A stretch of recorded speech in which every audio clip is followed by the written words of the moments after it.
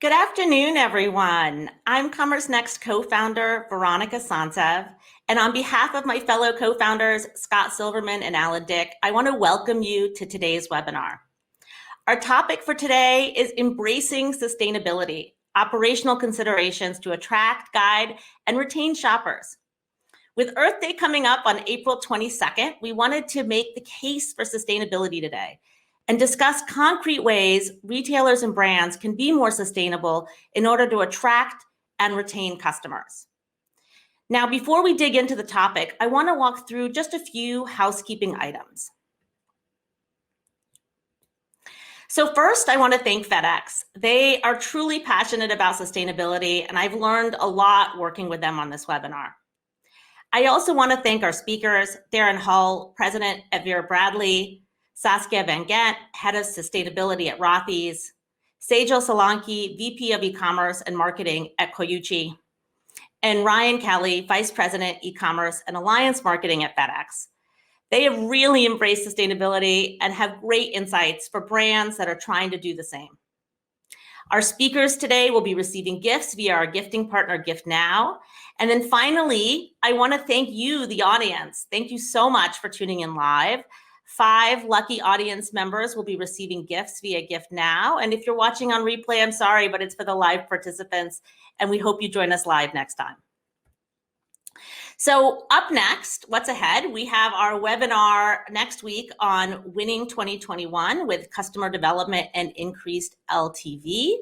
It's taking place April 21st, 2 p.m. Eastern, 11 a.m. Pacific time.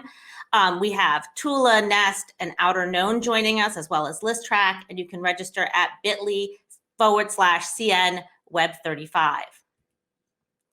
I also wanted to let everyone know that we're hosting the Commerce Next Spring Summit on May 5th. It's a half-day summit focused on marketing for the next normal. We'll be covering all aspects of post-pandemic marketing, and we have some amazing speakers, including Ulta, Saks, Allbirds, Textile, and many more.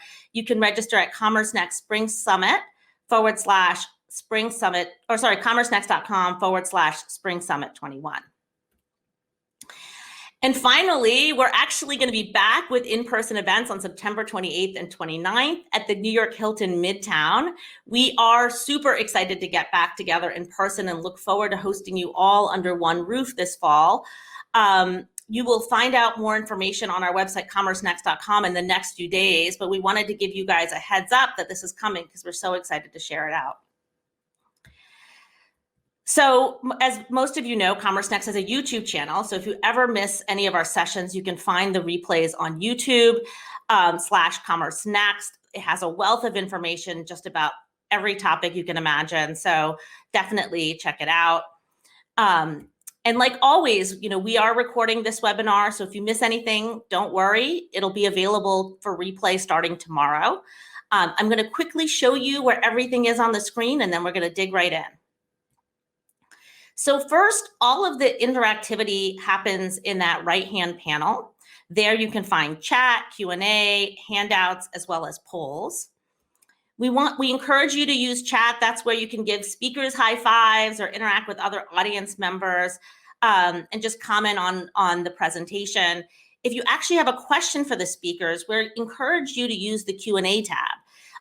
The Q&A tab has some additional functionality where you can enter the question on the bottom, but then once it's posted, you can upvote the questions. And that helps us understand which questions are a priority, then make sure we ask the speakers those questions.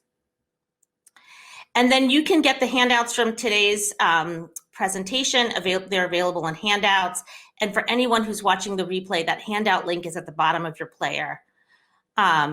So with that, our agenda, we're going to start with a presentation, focus on embracing sustainability, operational considerations to attract, guide, and retain shoppers. Then we'll have some audience polls, and then we'll have a panel discussion with Vera Bradley, Rothy's, Koyuchi, and FedEx.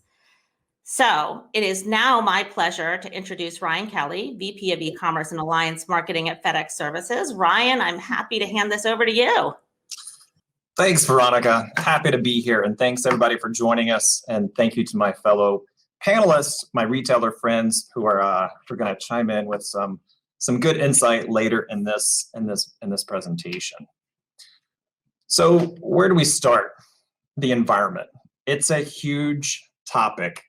We all know that there's concern and interest in the environment and that it's increasing. And I guess the good news is that many companies, countries, organizations, and consumers are actually taking serious action. So that's the good news. Here at FedEx, we've set a goal to take our global operations carbon neutral by 2040. We're committing more than $2 billion to support initiatives designed to make company operations more sustainable across our fleet of vehicles and aircraft, as well as our facilities. We've also committed or pledged $100 million to support the Yale University, Yale Center for Natural Carbon Capture to accelerate research into methods for carbon sequestration at scale with an initial focus on helping to offset greenhouse gas emissions. So big picture, sustainability, it isn't solely about making products more sustainable or whether organic materials are really going to save the planet. It's about thinking holistically about the entire system and practices within companies. And what we truly need is a collaborative, holistic approach, one where all of our sustainable strategies and ideas are relevant and everyone's doing their part. And that's exactly what's happening. So this is some really interesting research. Highly encourage you to check it out. And it's probably not well known that EC is actually less harmful to the environment than in-store shopping. I was happily surprised to read this fascinating research from Prologis and the MIT Real Estate Innovation Lab that looked at 12 interventions that consumers can take, including bundling packages, owning a hybrid, and restricting returns. In fact, the MIT team claimed that e-commerce was found to be more sustainable than traditional retail in more than 75% of the scenarios developed in the base case.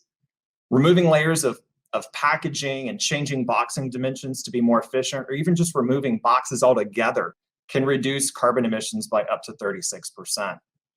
Consolidating orders in e-commerce helps reduce half of the emissions that would otherwise be reduced by using a personal electric vehicle. And then I've seen Sucharita Kodali at Forrester. She posted recently, the average consumer goes to 3 physical stores to buy groceries. A fact like that plays directly into the MIT Prologis research.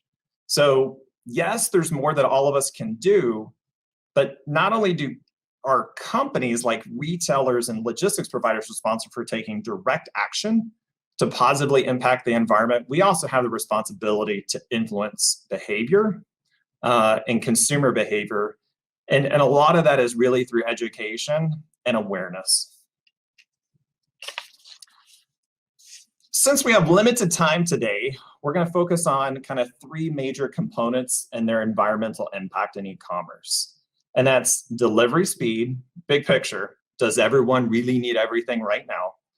Packaging, and not just the product's packaging, we'll be focusing more so on the shipping part of the packaging equation. And then one of my favorite topics, returns. Throughout this, I'll be providing some facts as well as some industry and consumer perspectives, including some from a recent research that we completed through C-Space, and then we'll get some reaction from our other panelists. Well, let's talk delivery speed. So a retailer sees a headline like this: online shoppers demand same-day delivery. I'm guessing your first reaction might be, I need to figure out how to offer same-day delivery. But is that really the whole story? What we're seeing is only about 1/3 of consumers actually use same-day delivery, and they're not using it very often. So while a merchant might offer same-day, it really has kind of different incentives across the entire consumer experience that drive its utilization. So what can you do? There's kind of different things.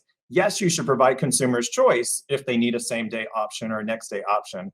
But what we're also seeing is a lot of the enlightened retailers are offering, slower shipping options, or incentivizing consumers to choose slower shipping options, or to to aggregate orders and make sure that all of your order ships in one box.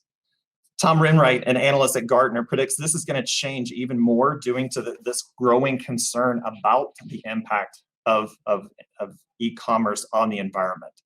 He says by 2025, the majority of customers will reject rapid delivery for the vast majority of their purchases, under the belief that they carry too high a carbon footprint for a growing band of conscious consumers, and that they're going to hold retailers accountable for the environmental damage done by e-commerce shipments.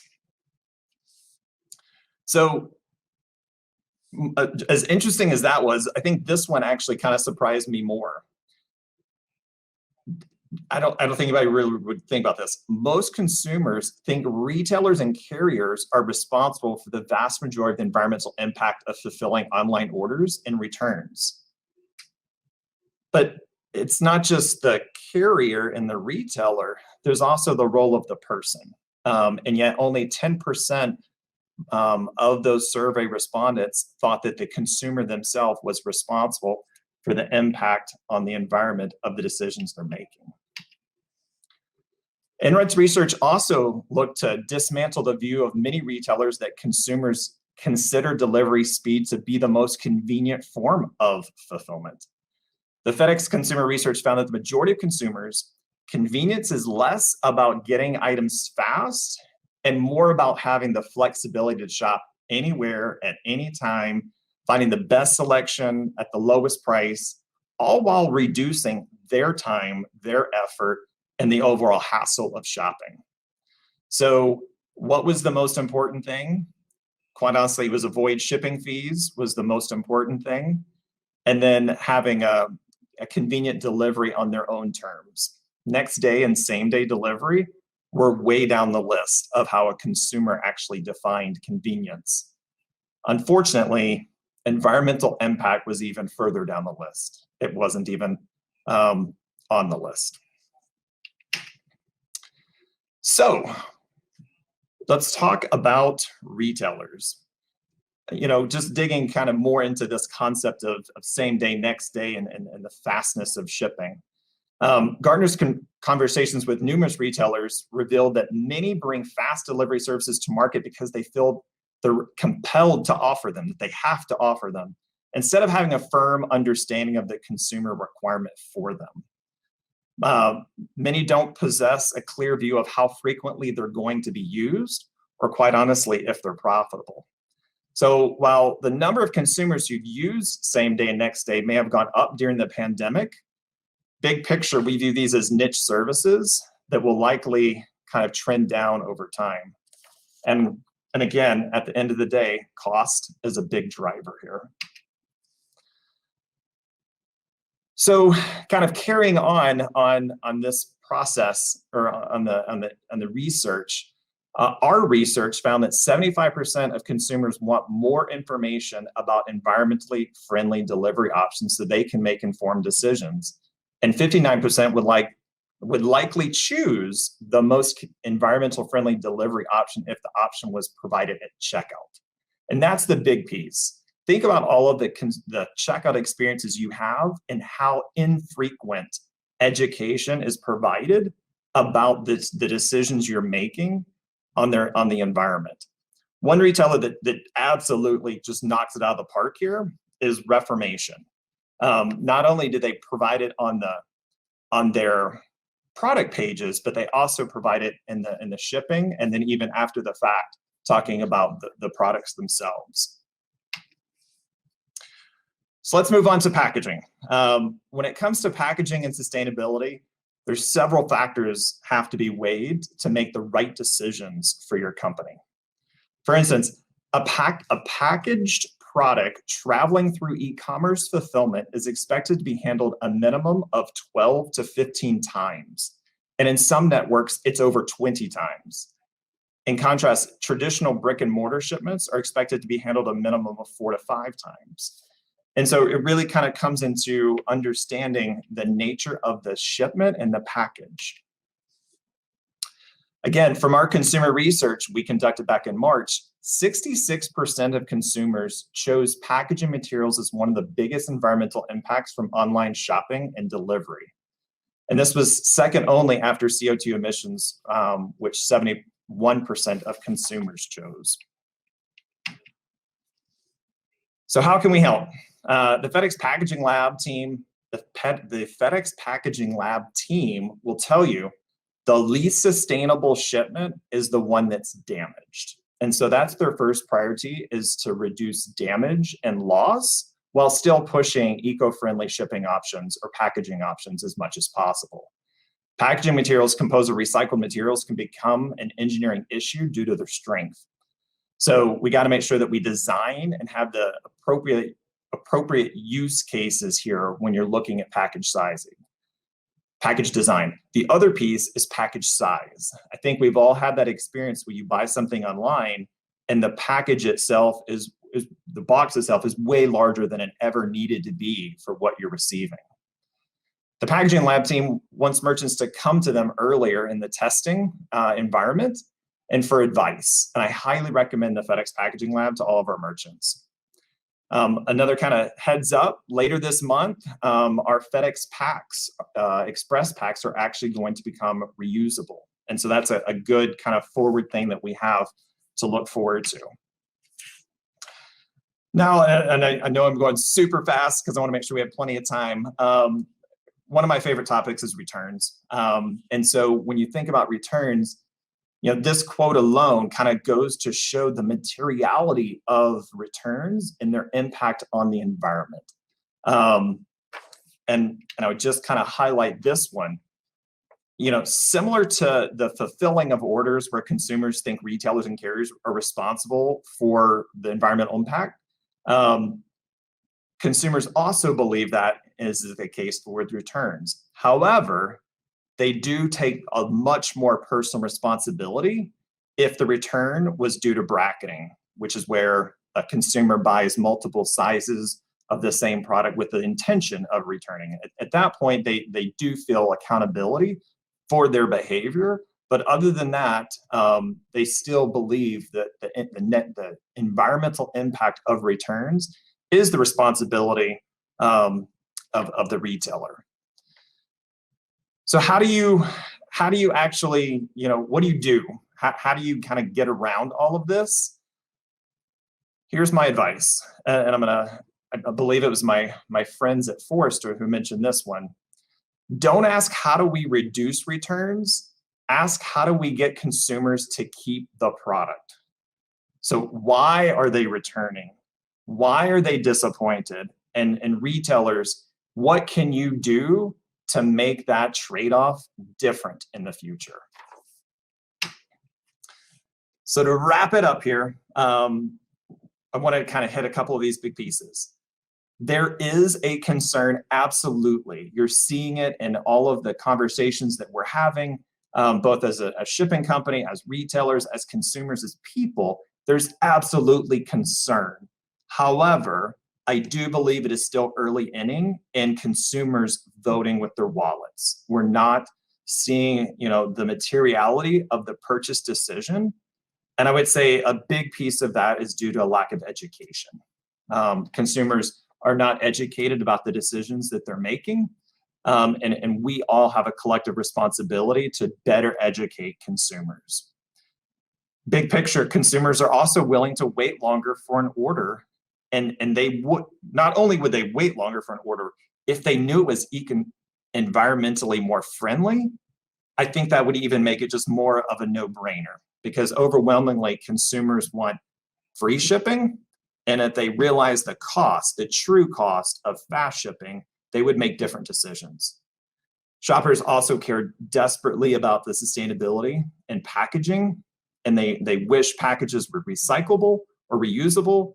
And they absolutely are frustrated with packages that are the wrong size for what they're receiving. And then finally, most consumers don't buy with the intention of returns. And so doing everything we can to educate consumers about the products they're buying so that they make the best informed decision right from the beginning is the best thing we can do to prevent returns. and their negative impact on the environment.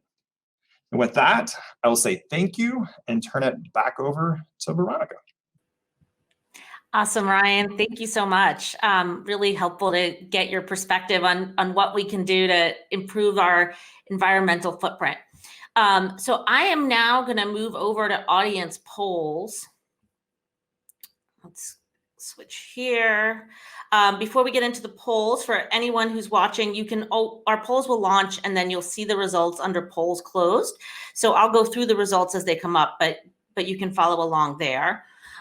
So our first poll is, have you seen an increase in customer demand or questions about sustainability in recent years? And this is, I guess, from a retailer perspective, and the options are simple, yes or no.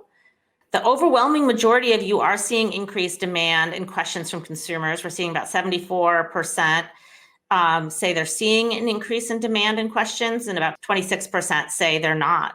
Interesting. All right, let's go to the next question. I'm going to close that out. For those who have not prioritized sustainability yet, what has been the holdup? And you can select all that apply. The options are lack of customer demand, hard to make a business case for the investment, we don't know where to start, or it's on the roadmap, but you haven't gotten to it yet, or something else.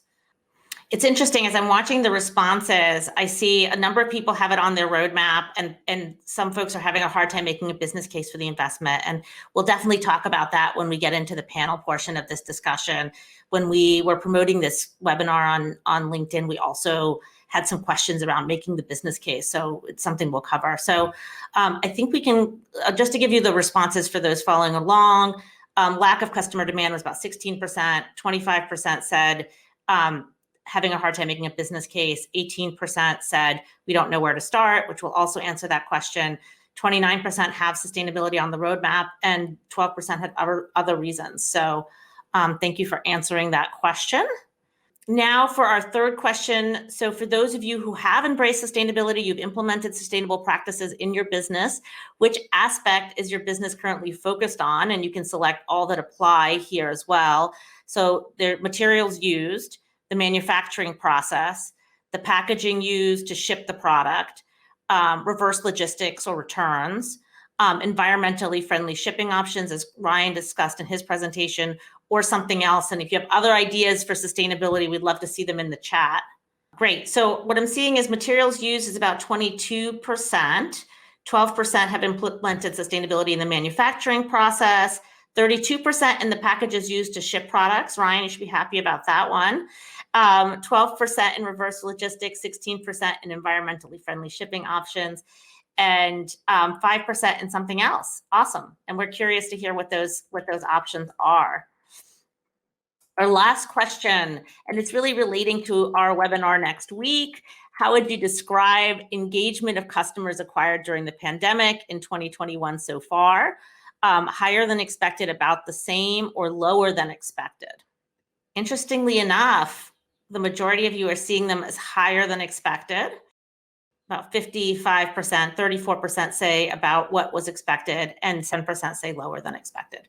Wonderful. Well, we're now going to move to the panel portion of the discussion, which is what everyone has been waiting for. Well, Darren, Saskia, Sejal, welcome. I'd love to start off by having you guys introduce yourselves and your role in your respective companies. Darren, we'll start with you. Hi, everybody. I'm Darren Hull. I'm the president of Vera Bradley, which, if you're not familiar, it's the #4 largest handbag and accessory company in the US. We have almost 150 stores, online presence, all those things. So thanks for joining us today. Sejal, you want to go next? Sure. I am Sejal, everyone. I oversee e-commerce and marketing at Koichi, and Koichi sells organic linens. Saskia, last but not least. Hi, everyone. Thanks for joining us. I'm Saskia, head of sustainability for Rothy's, and Rothy's makes footwear and accessories primarily from recycled materials, and looking forward to the conversation today. I am as well. And I love that we've managed to time this with Earth Day. Not intentional, but we're going to take advantage of this all the same. So all of you have sustainability aspects of your business, and we're going to go deeper on each of them. But I wanted to start just to get everyone familiar with what you're doing from a sustainability standpoint, to have you talk about that just from a high level. And Saskia, we'll start with you this time. Great. Well, Rothy's, as I mentioned, makes footwear and accessories, and was really built out of a realization of how much waste and excess production was happening in our industry. And that's why we're using and transforming all different types of materials into these beautiful and very durable products, and also seeking to transform how products are made and how they're used by the consumer. So we are a fully vertical integrated company. We own our own factory, which allows us enormous amounts of flexibility in how we can produce. We use a 3D knitting process, which eliminates waste from the production process. And there's a lot of attention around the design of the product itself. And when we talk about sustainability, especially when it comes to product, and Ryan touched on this too, the quality and the durability of the product is essential. And if you have something that isn't well made, then all of the best intentions around the materials that you're using and how it's produced is for naught. And there's a huge emphasis at Rothy's on durability. All of our products are washable, which definitely extends their life. I know I'm guilty of getting something on my shoe and throwing it in the wash, and it really extends the life of every product. And then I'm excited to talk a little bit more about some of the forward-looking commitments and goals that we're making specific to circularity. Within apparel, we're seeing a huge amount of awareness in the carbon footprint of apparel, but also the waste footprint. And those two are very much connected, and Rothy's is going to be taking on some industry initiatives to support some transformation there. Awesome. And I'm excited to dig into those. Sejal, do you want to talk about, I mean, Koyuchi has been sustainable from the beginning, but do you want to talk about what you guys do from a sustainability standpoint?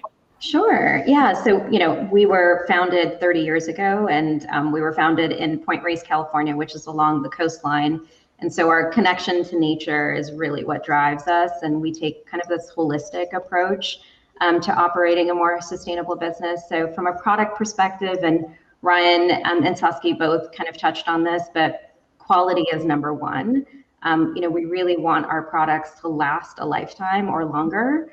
And so, that's a big part of what we make sure goes into the effort behind our products. We also design our products that are a little bit more timeless, so they're not, trendy or fast fashion. All of our collections tie back to older collections, so customers can, add on versus replace. And our products are also 100% organic. And so that's, we never blend our fibers with synthetic materials. This really ensures that our products are free from chemicals, synthetic fiber, or, free from pesticides and harsh chemicals. And it's also healthier for the soil. And then from a supply chains perspective, we're also involved at every step of the process. While we don't own our factories, we do hold several different third-party certifications, such as GOTS, which is the Global Organic Textile Standard, as well as Made Safe and Fair Trade, which really adds traceability to the supply chain, as well as social and ecological responsibility. And then we also work really closely with our partners, and they're really committed to our initiatives. And are doing some really innovative things on their own. So one example is one of the factories we work with runs a zero discharge treatment facility. And so they recycle 98% of their wastewater. And then we also source all of our wool from ranches in Northern California that practice carbon farming. And what they do is it pulls carbon from the environment and sequesters it into the soil. So, we never stop evolving.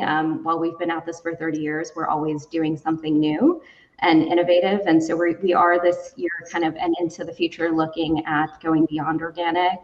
We're investing in regenerative agriculture, which has several benefits, including combating climate change and soil health as well. Wow, that's impressive. And I think and this will be kind of something that we start digging into is just like for the brands that are starting, like you guys are doing a lot, but like also thinking about how to kind of bite it off in pieces. Darren, last but not least, what are you guys doing from a Vera Bradley standpoint? I think what's interesting is Vera Bradley has always been a purpose-driven company since it was founded almost 40 years ago. But that really started with people, you know, treating employees and partners with respect, having care for proper working conditions through the supply chain, a huge commitment to breast cancer research. Where it's changed and where it's evolved is in my time there, we've really had this evolution into more product and sustainability related purpose. So we've launched a Reactive, a line of sustainable products. We've looked across the organization, so revamped distribution and transportation processes and materials, even eliminated things like styrofoam from the office. So we started issuing an annual report on corporate responsibility and sustainability. So taking that purpose and expanding it beyond just the people, which are always important, but also including product level commitments and sustainability as well. Yeah, and that's awesome because you're kind of layering it on, and I think that'll be really relevant for some of the brands that are trying to introduce it. So Sejal, I'm going to come back to you because Koyuchi is really been sustainable from the beginning, but has incrementally added on to it over the last 30 years. And recently, you've gone completely circular with your second home take back initiative, which launched in 2017. And I've been learning about circularity through you and through Saskia, but for the audience, if you can explain it and talk about your circular initiative a little more.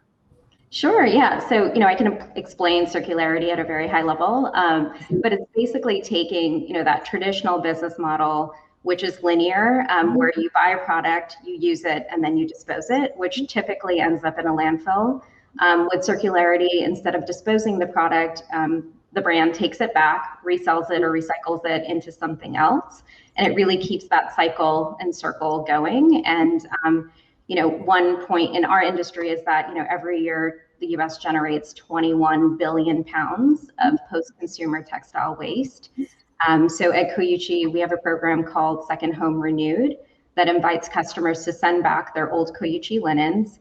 We pay for the shipping, we give them 15% off their next order.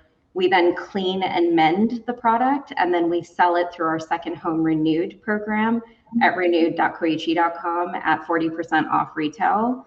And then the small amount of product that can't be renewed, sometimes it's soiled or stained or something like that, it's then recycled, and we use that to create our full circle recycled cotton blankets. So last year we were excited to announce that we reached full circularity with our business model, which was the first in the home industry. So really excited. We've taken back about 35,000 pounds of fabric, and about 83% of the product we get back, we're able to mend and clean and resell, which is really exciting. That is awesome. That's awesome. And I think when we were chatting, you also mentioned that even like you're getting so much demand for that second home that you're not even able to keep the shelf stock, so to say. Yeah, we're trying to get our customers to part with their Koyuchi so we can restock, but that's awesome. So Saskia, I want to hand it over to you next, because you guys recently announced your circular production and the goal to reach carbon neutral status by, I think it's 2023, if that's correct. Yeah, that's right. Do you want to talk about that initiative? Yeah, I'd love to. And thank you, Sejal, for introducing circularity and defining it so well. It's part of our mission to help educate the customer on what circularity is and how it's different from the broad umbrella of sustainability. But I would say footwear is a little bit behind other sectors in thinking about circularity. There's been more progress in other parts of apparel, thinking about taking recycled denim and turning it into insulation. That's been happening for several years.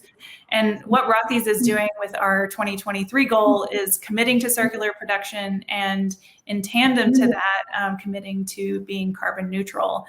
And I see those goals as being very much connected.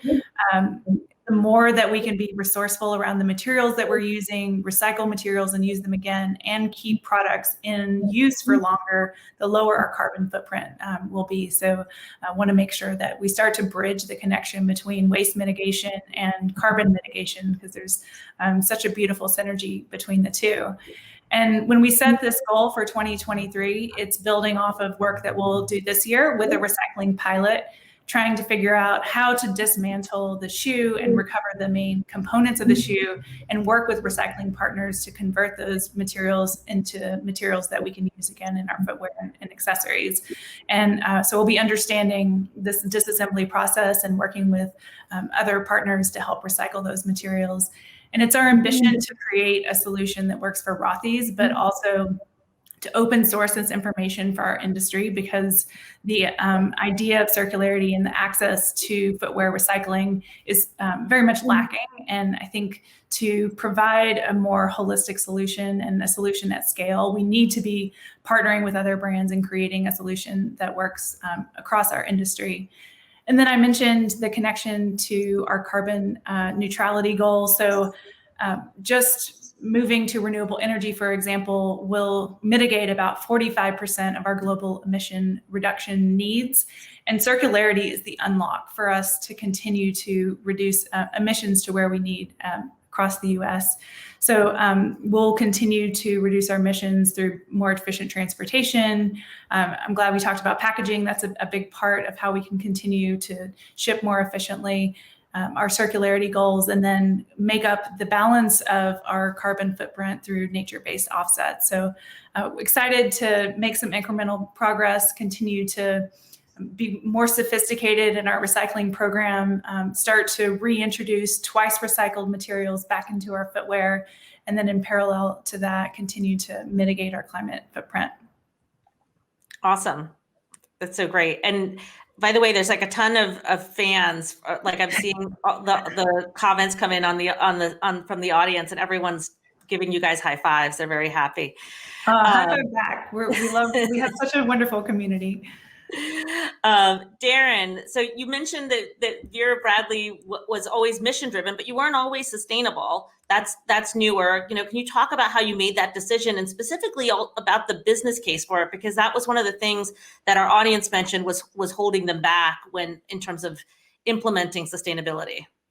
Yeah, I think let me separate the two topics. I think one is, how do you get into it?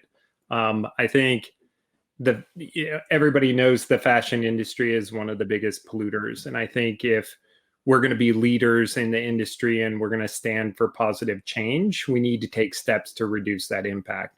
I think that's a given. I think we as a brand have always been about doing what's right for customers. And this is the right thing to do for not just customers, but for all of us. So we took that step in launching Reactive, and that's not all.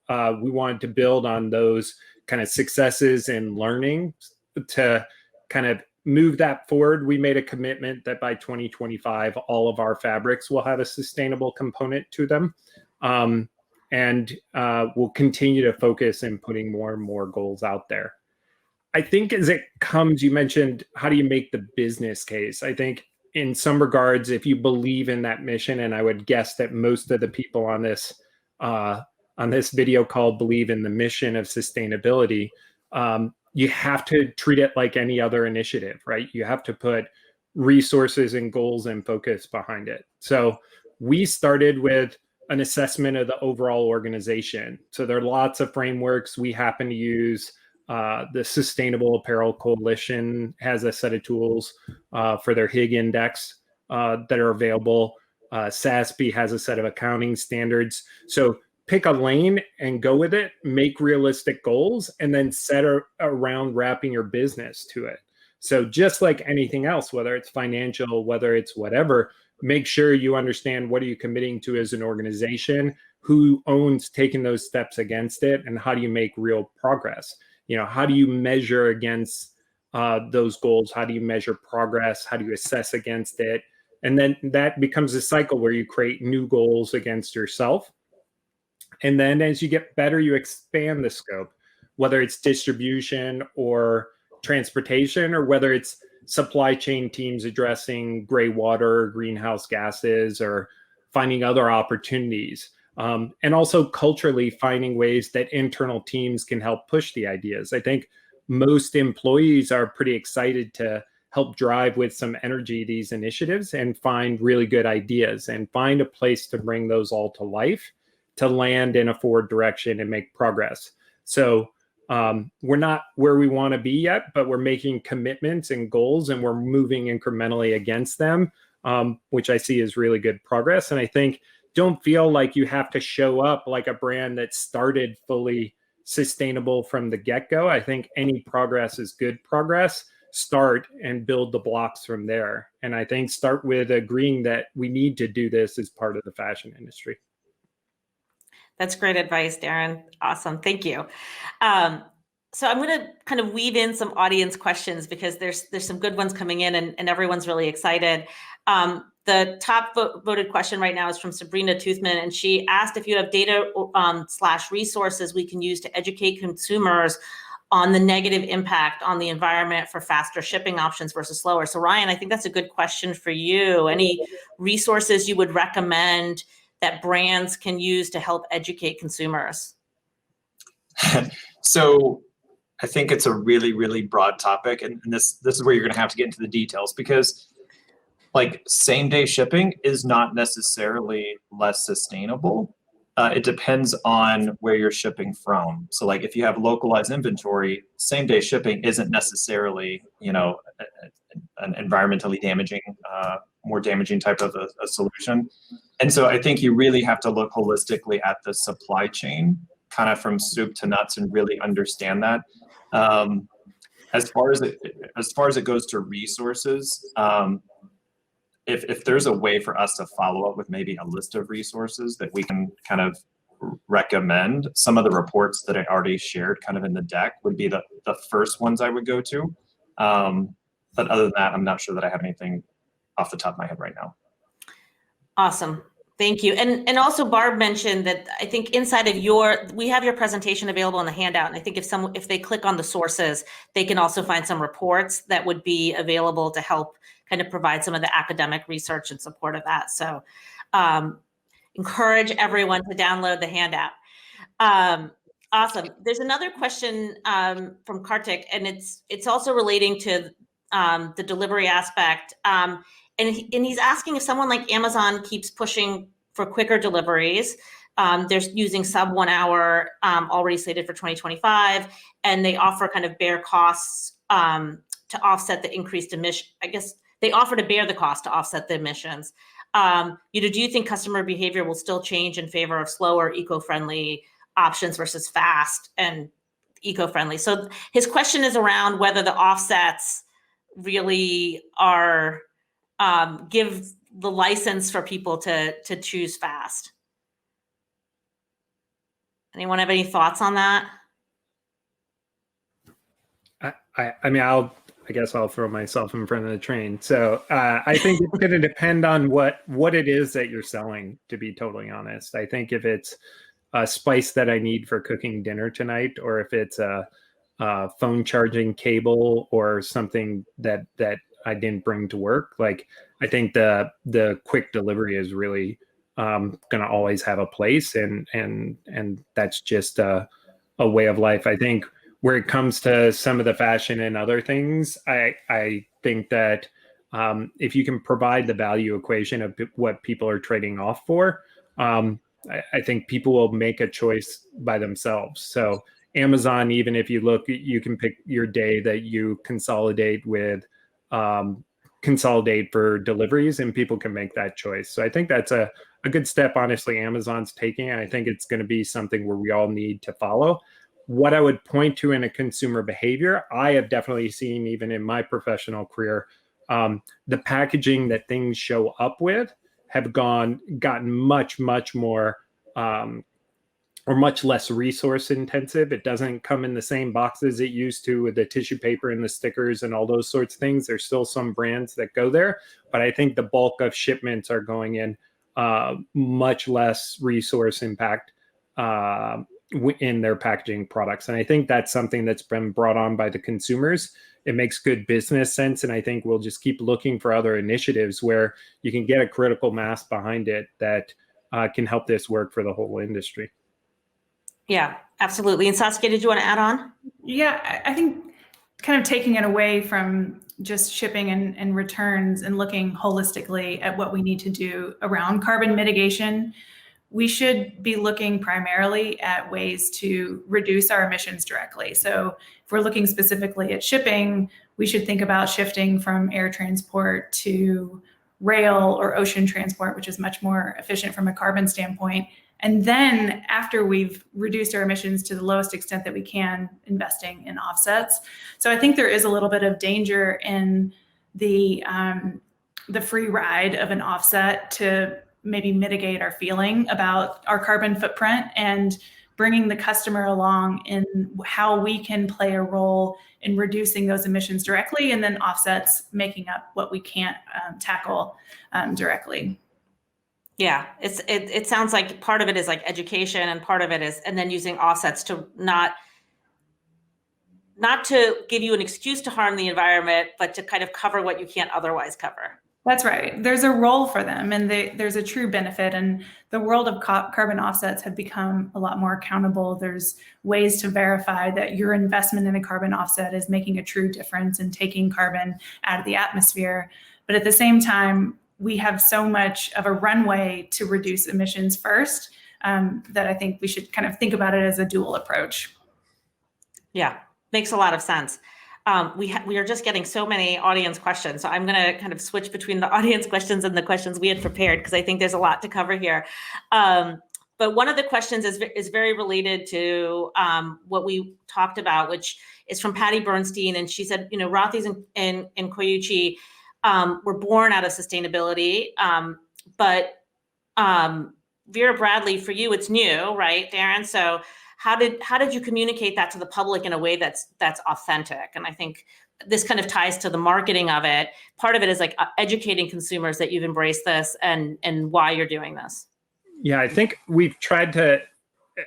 I think there's a slight difference. Let me at least caveat between Vera Bradley has a very close relationship with the customers. We've always been about not only us, but our customers. And if a customer sees another person carrying a Vera Bradley in an airport, they oftentimes strike up a conversation. So we have a much more casual approach. We didn't come out and say, oh my God, Gen Z, you should love our bag because now we make it out of recycled bottles. That wasn't what we were aiming at. And frankly, from a perspective, that's not all the people that are interested in doing what's right for the environment are in Gen Z. I'm old and I still care about the environment. So what we've tried to do is explain what the trade-offs are as far as what the look and feel of the product, what the performance of the product is, what the good that it's doing. Try to keep that as approachable in price as possible. So there are some costs right now. We figure over time that'll get to a scale where that'll narrow much more tightly. But we came out, we featured it in digital advertising, in our catalog, help explain the process by how the fabrics were made, what parts of the bag were sustainable, what parts weren't. We still have problems with zippers, for example, are really tricky to do in a performance way with the sustainable products. So we've just tried to be as open as we can with customers to say, hey, we're doing the best we can right now, and we're going to get better. And I think that transparency is about as good as you can do for authenticity. We're not saving the world. We're just trying to reduce what our impact on it is at this point. Yeah. A lot of it is storytelling, and you see that a lot on Rothy's and Koyuchi's site is like storytelling about the journey and acknowledging kind of some of the potential environmental impacts and where they can be reduced. Yeah, and can I answer one of the questions that's coming up real quick? Yeah. I think Serena asked, how do you balance driving growth with a commitment to the most sustainable practices? I think making them mutually exclusive goals is what hinders a lot of conversations from the get-go. I think if you build into your team and your culture that it's a goal you want to attack, everybody will come up with good ideas for it. I don't know that you can go from 0 to 100 and reinvent a brand and all your products and all your processes, but I don't think they're mutually exclusive. Like, we blended in a product line that is generally as yielded more growth and fine profitability, that is more sustainable. And it's not at 100%, but it gives us a chance to learn, get better, get feedback from customers, and move things forward and make progress. And I think that's how you have to see it if you're in charge of a business that isn't there yet. Is the 1,000-mile journey starts with the first step. How are you going to take your first 5 or 10 steps, figure out what it looks like where you are, and then take the next 20 or 30 steps? Just bite it off one step at a time. Yep, absolutely. And I love that, because I definitely, sometimes when a task seems too big, you just ignore it altogether. But part of it is just knowing that it's an evolution, and that you can, even for a company that was born sustainable, there's steps that they've taken to kind of further enhance their commitment to it. So it definitely adds value. And actually, to that point, Sejal, Etienne had a question for you. I don't know if this is one that you can answer, but he asked, how do you make sure your company CSR policies apply to suppliers all along the value chain? Yeah, it's a really good question. We started more as a wholesale/B2B company and have really evolved into, more of our business being a direct to consumer. So, I think we still have room to grow there as far as how we align some of our policies across wholesale and online. But we definitely do have people within the organization that work directly with our wholesale partners on returns. And as things come back, we do make sure that it goes through that same second home program, so that it does end up in the renewed program, so that, we don't have a separate policy for that side of things. Awesome.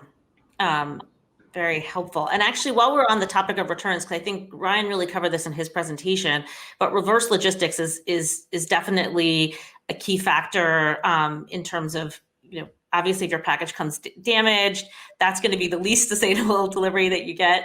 And so how do you handle returns? Darren, if you don't mind, I'll start with you on that question. Yeah, I think I'll talk about how to put sustainability inside of a larger kind of process. So one of the big things when I came into the company is I looked at our returns process, and it could be better, both from a customer experience and the impact we had on the environment, et cetera. So one of the things we did was we built a process around why people, so Ryan mentioned this in the beginning, you said, how do people keep the product? We come at it from a slightly different angle, which is, why is it that somebody's calling to return, and can we fix it where they are? So if a part of the product gets broken, we'll try to ship them a part.